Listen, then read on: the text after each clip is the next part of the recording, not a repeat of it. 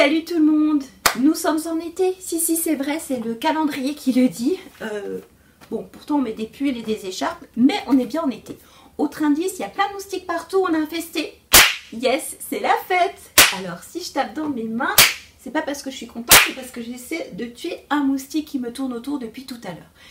J'enchaîne vite car j'ai juste 120 secondes pour vous parler de deux livres que j'adore. Le premier, il s'appelle Paf. C'est un album pour les 6-8 ans écrit par Jérôme Camille aux éditions Allez Jeunesse.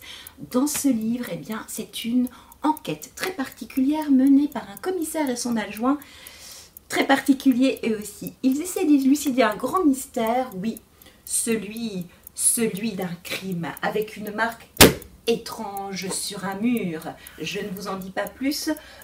Si je précise juste, si je me suis installée là, c'est parce que quand il y a des moustiques, il faut fuir.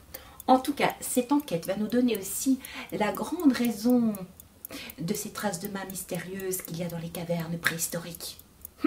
Je ne vous en dis pas plus. Et qui dit préhistoire dit aussi Rock the Cavern, un livre CD tout juste génial que j'ai adoré, que j'ai écouté je pense bien une centaine de fois.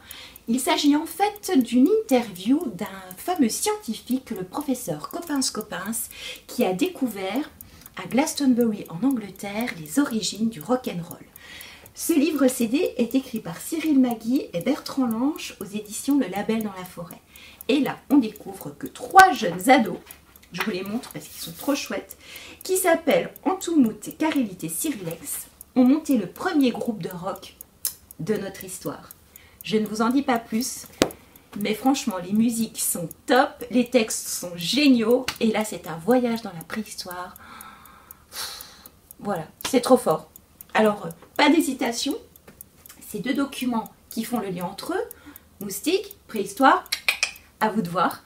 En tout cas, ils sont disponibles à la bibliothèque d'Ebersheim et je vous conseille de vite les emprunter. À bientôt!